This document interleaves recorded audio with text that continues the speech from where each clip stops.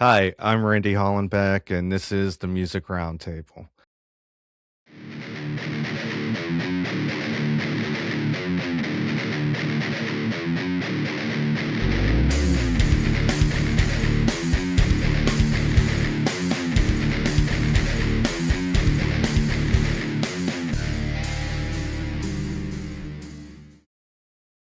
Today on the show, we have Matt Jackson from post-hardcore band FiRSUN. How you doing?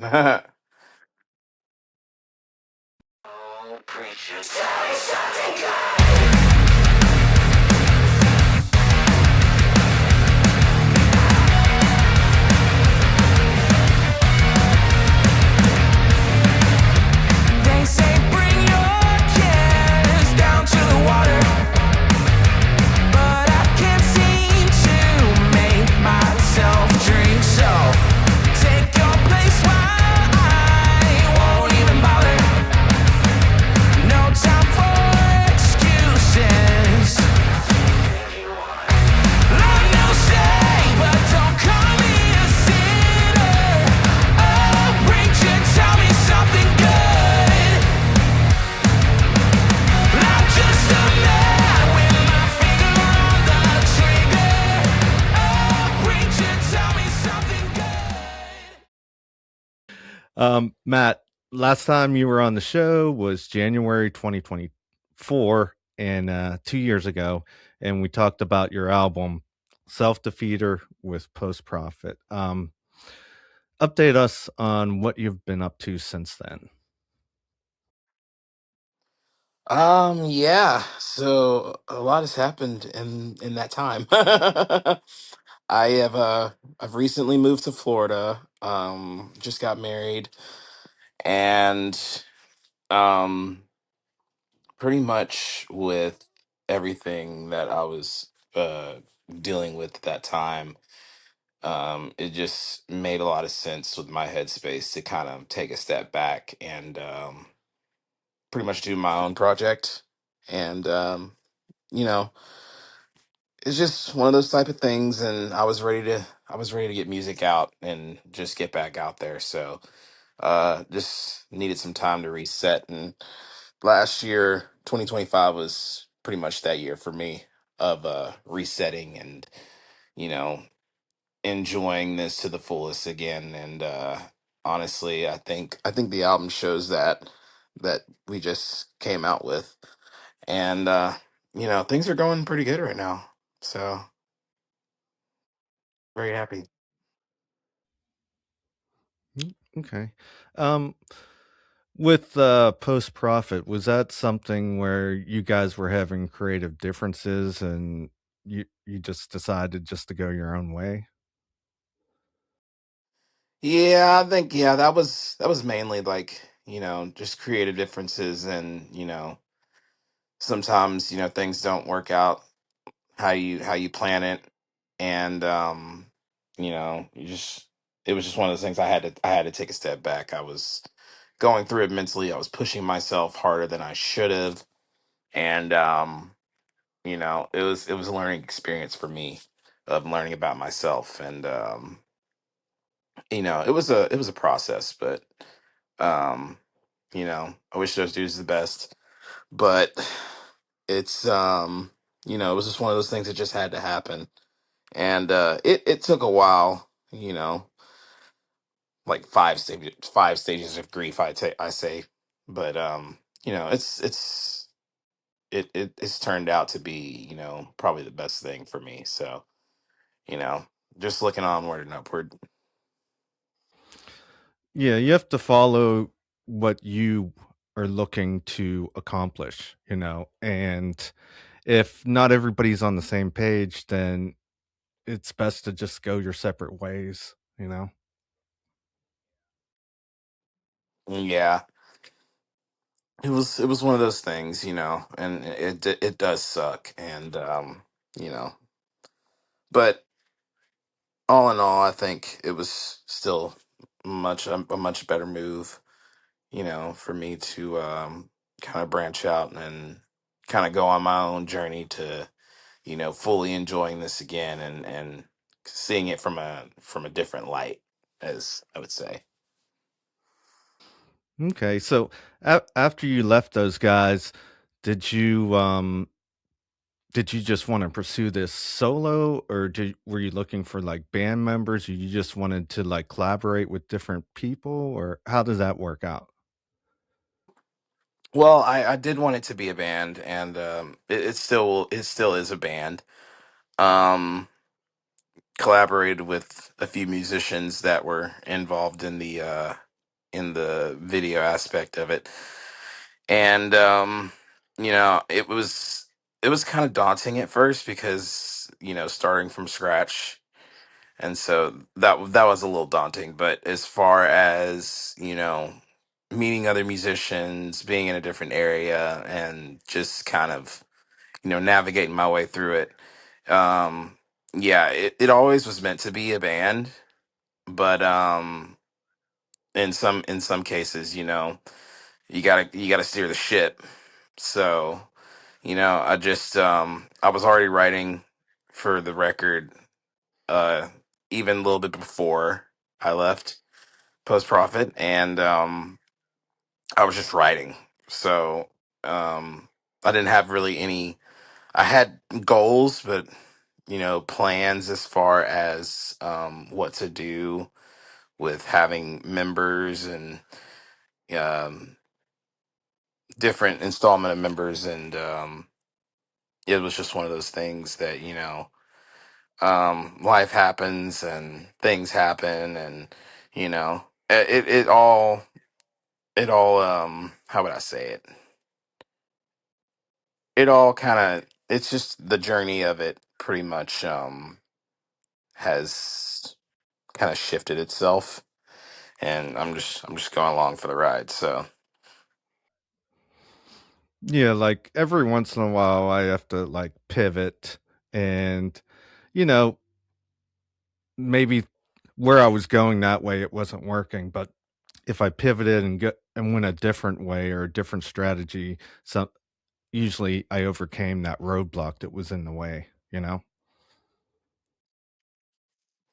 and it's one of those things where it's like it's stuff that you wouldn't expect to happen that gets you over that roadblock, but the journey of it is like the main part. That's like the cool part of it.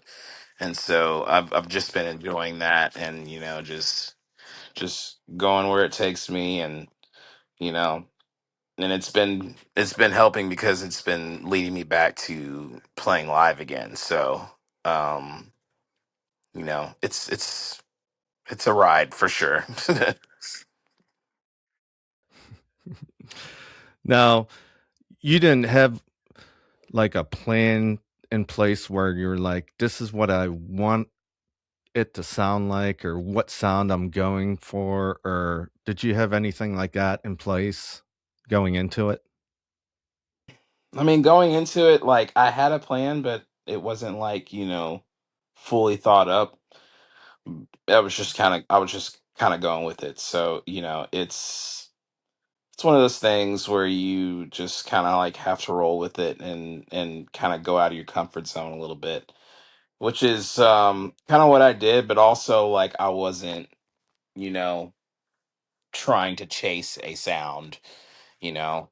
Um all the songs that were written are, songs that some of them have been in the vault for over 10 years, and so for them to see the light of day, that was the more important thing for me to like really take in, because I think about 4 or 5 of those songs were written back in ranging from 3 to 10 years.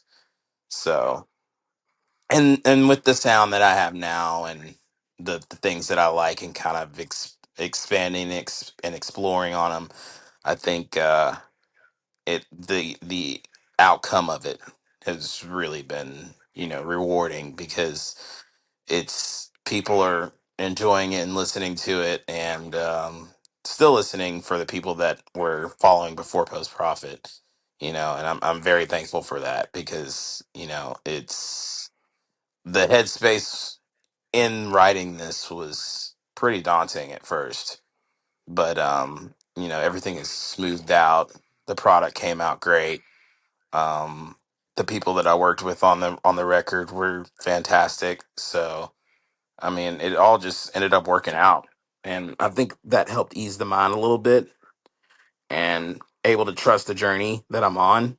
So yeah, that's just what I'm gonna keep doing. Okay. Tell me a little bit about your journey here.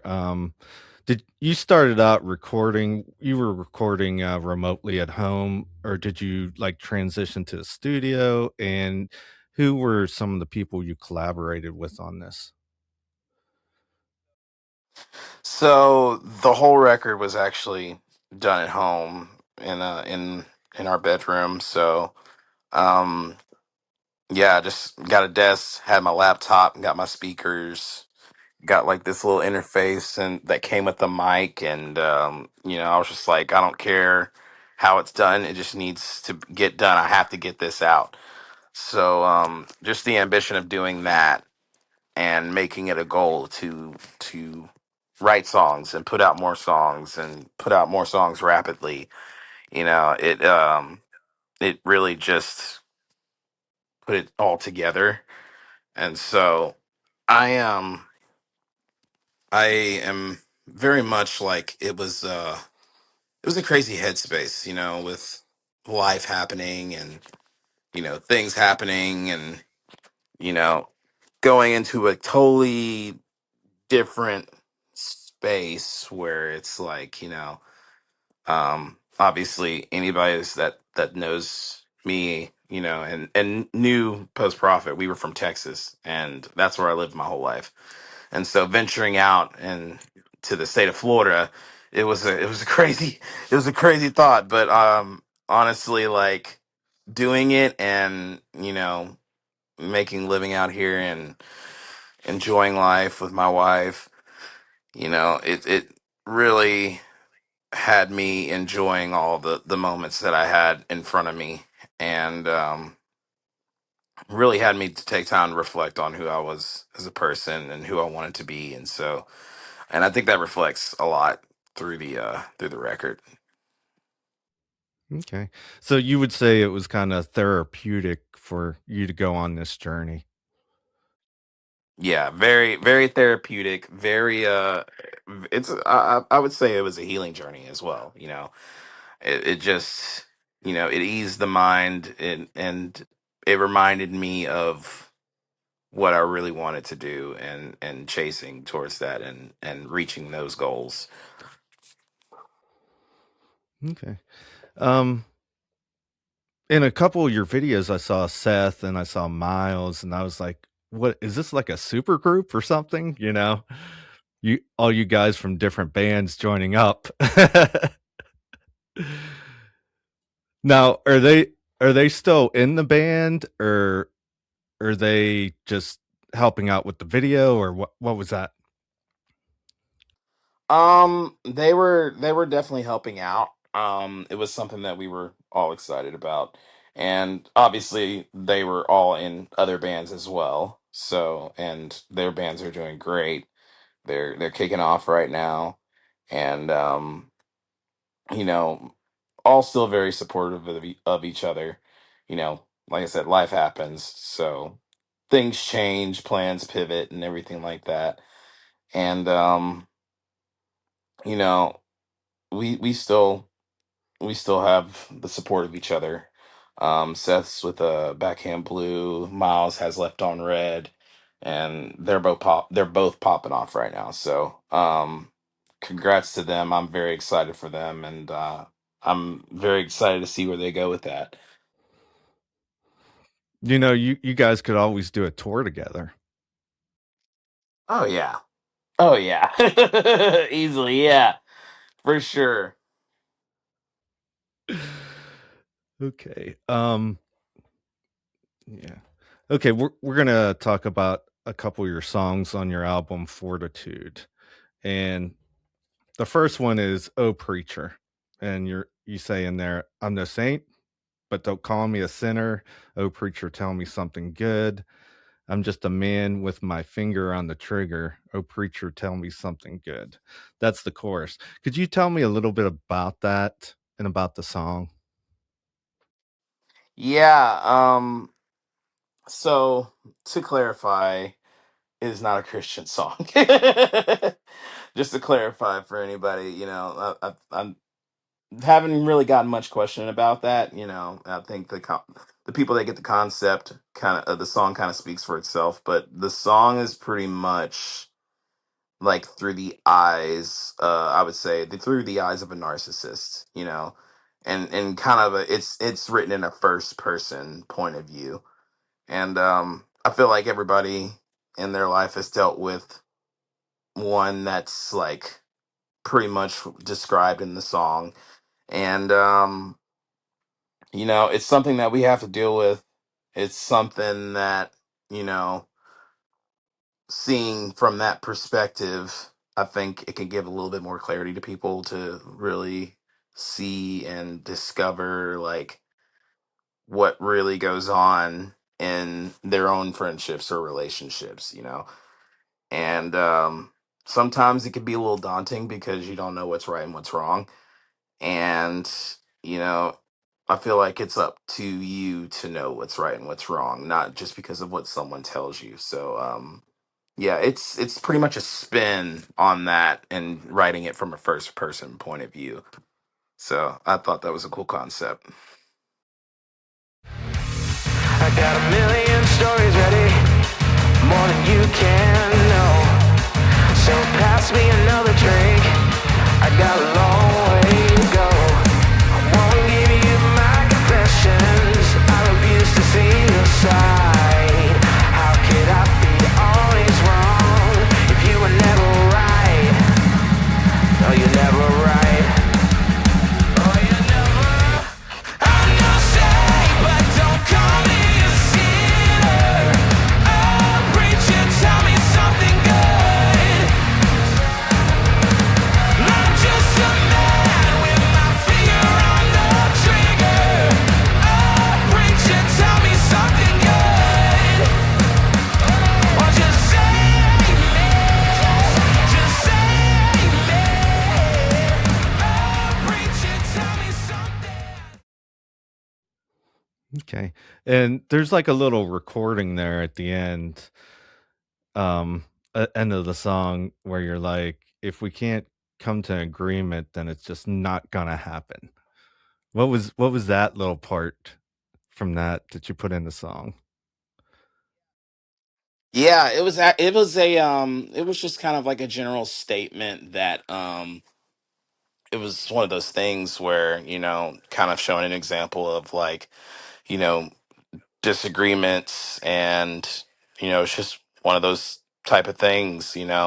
But when you know that you have something that's like close to you and you know it's good, you know go on ahead and fight for that. You know what I mean? You don't have to just lay down because someone else doesn't think that the idea is good or whatever it is good or not good. You just keep believing in that, and you'll know and you'll feel that you've made the right decision in doing that. I feel like I feel like a lot of people have, and me myself included, have been through this, but I feel like a lot of people can end up start judging their decisions on what somebody else says, because whether you care about them or you value their opinion, that doesn't always mean they're right. You know what I mean? And in some sense, it's like there's not a right or wrong. It's just what you believe. It's what your opinion is. And so, yeah, that was just kind of like a general statement as like an icing on the cake to like bring it all in. Okay. Next song is If We Want It. And in the chorus, you're like, so make a mark while we're alive if we want it, and make the stars to align if we want it. And what I got from that was like, you're in control of your life. Don't be afraid to take risk to make things happen, you know? Mhm. Yeah. That's pretty much it right there. Like the song I would say was at the time that it was written and going through the headspace I was in, that was just kind of like an open letter to myself as far as like, yeah, sit, lick your wounds for a little bit, but you know, we still we still got shit we got to do. You know what I mean? We have a goal in life that we have to reach, and I have a goal in life that I have to reach, that I want to reach and will reach. But at some point you need like some wake up calls, and so that song was pretty much like my wake up call.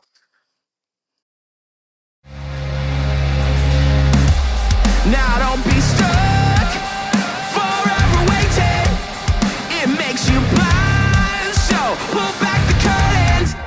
Don't play the same losing game that we're living. Risk it all for something different. For something different. So make a more while we're alive. If we want it, and make the stars to realign. If we want it, maybe, just maybe, it's not far away. Maybe, just maybe, it's not so far away. I want to talk a couple questions about just the music and music industry. What's your take on AI and music?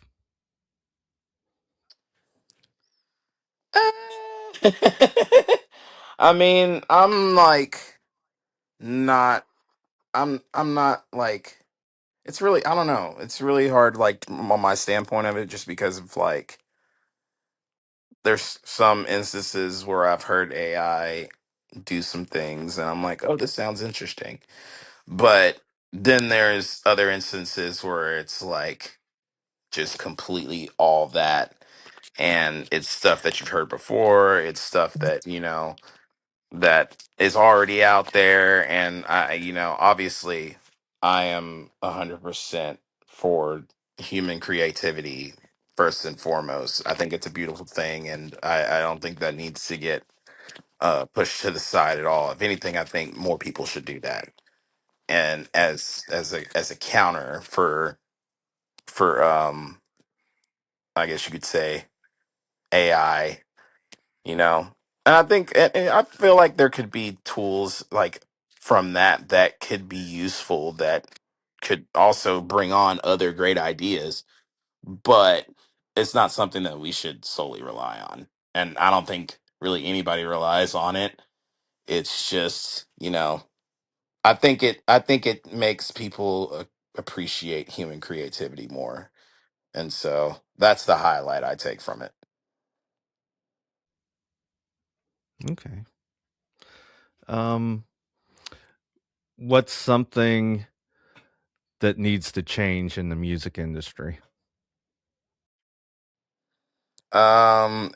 Everybody needs to support everybody. We all have the same ambitions, the same goals.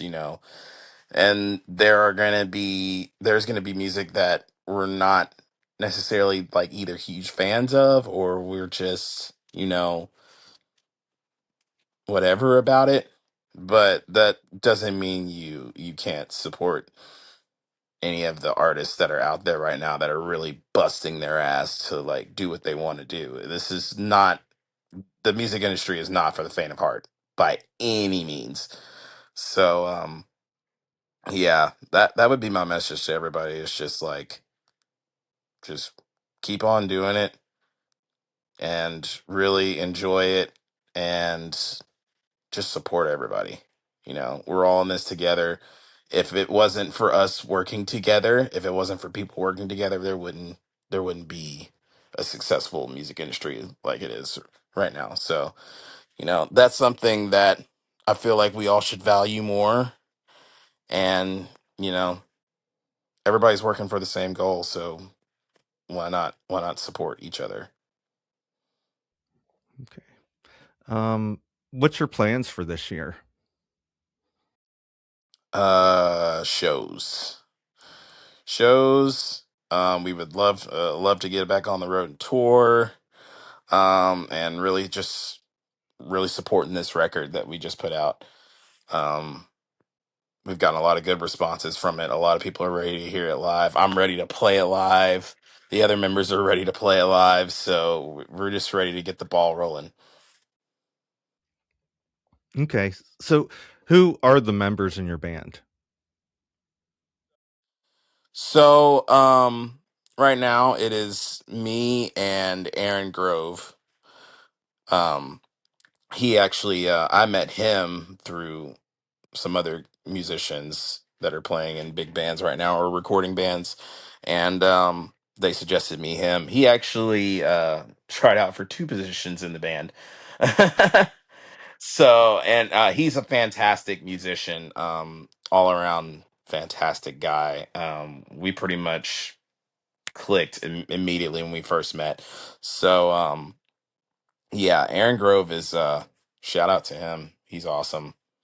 And I honestly can't wait to start playing shows with him. We've been talking every day about it and game planning and everything. So the excitement I see from him even gets me more excited. So yeah, definitely. So is it still a two guitar band, or are you gonna just focus on like frontman?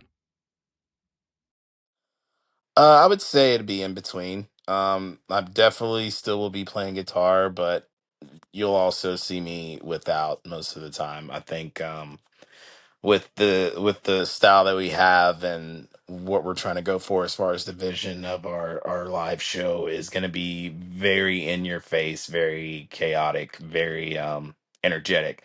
And so sometimes that energy needs to be captured without a guitar in my hand. And listening to your album, I noticed that it is in your face. It's like right there. Yeah.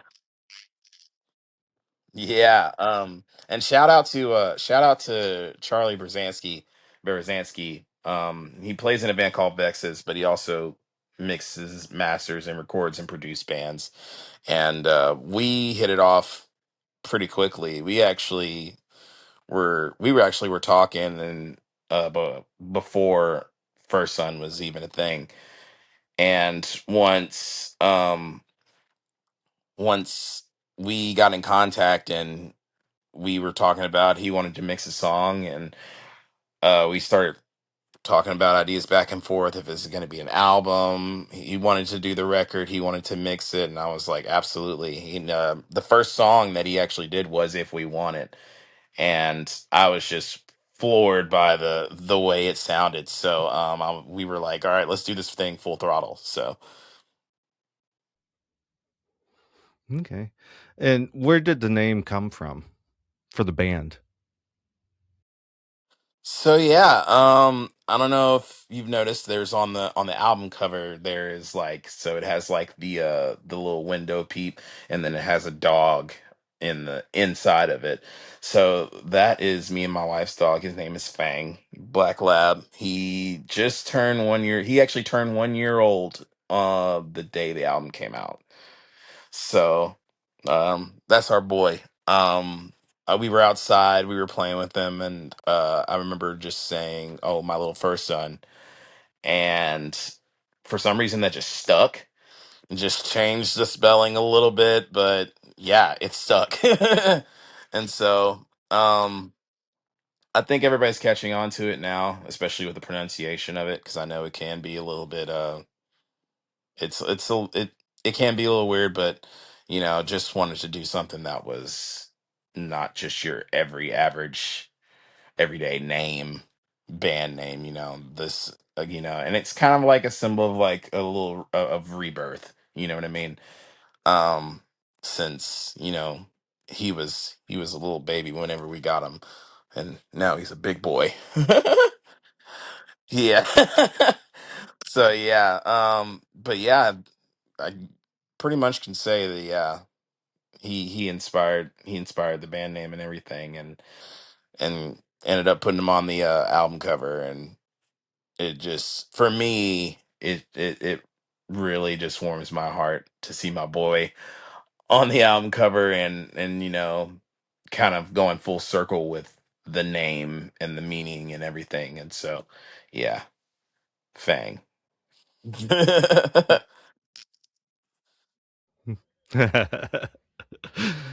Okay. Where can we get a hold of you? Facebook, Instagram?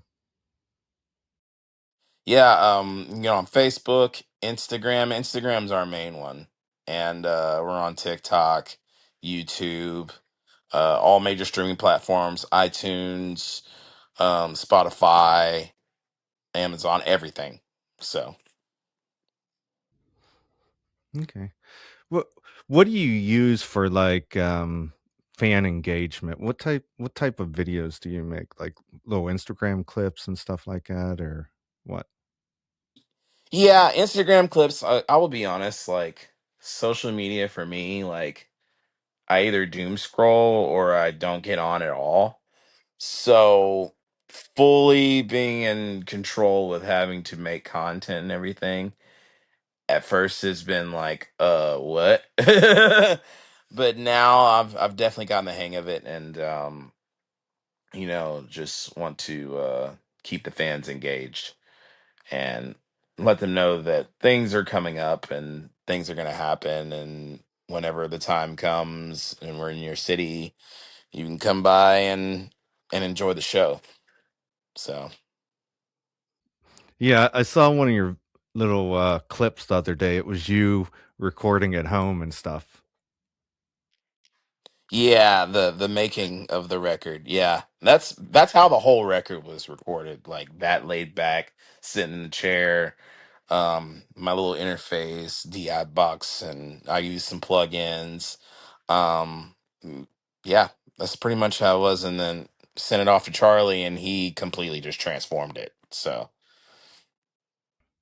Yeah, it's kind of like amazing like even when you go in the studio and stuff like you got your demos and stuff and then you go in there and it completely changes once you start going into writing and recording mode and stuff. It's pretty cool how that happens. yeah, it's cool to see the song like transform from what you originally hear it from, because with me, you know, obviously I, mixed, produced the first Post Profit record, When You Think It's Right, It's Always Wrong. And I was learning so much stuff in the process of that, and even going through into our later albums, and then going to a producer and having them do it, um, really gave me the exposure to demoitis, and knowing how married I get to the project, it showed a lot for me. It's a lot different whenever you have someone that's an out that's an has an outside ear that listens to it, because it can transform it even more, even with just the slightest thing. And so I pretty much got to see that in real time with this record, and it it's crazy, honestly. Like, how do you know when a song is finished and you just don't keep on going back to it? Do you have to take like a step back and wait a few days and then come back to it? Yeah, honestly, that's what I have to do, especially with me recording it, and getting sometimes even lost in recording it, because I can already see the full end of the project and being excited about it, that I'm like, I get lost in it. So, and to keep my head stable and my ears, pristine and fresh, you know, it's good to walk away from it for a little bit, because then after a while, you get excited of what the product is at that point in time, to where it's like, okay, this is sick. So, yeah, just stepping away from it for a little bit, clearing my head, doing what I need to do, and then coming back to it with fresh ears, and I think that helps a lot. Okay. Um, Let's see. That's all the questions I have. Thanks for coming on the show today. Is there anything else you'd like to add? Yes, Fortitude is out now.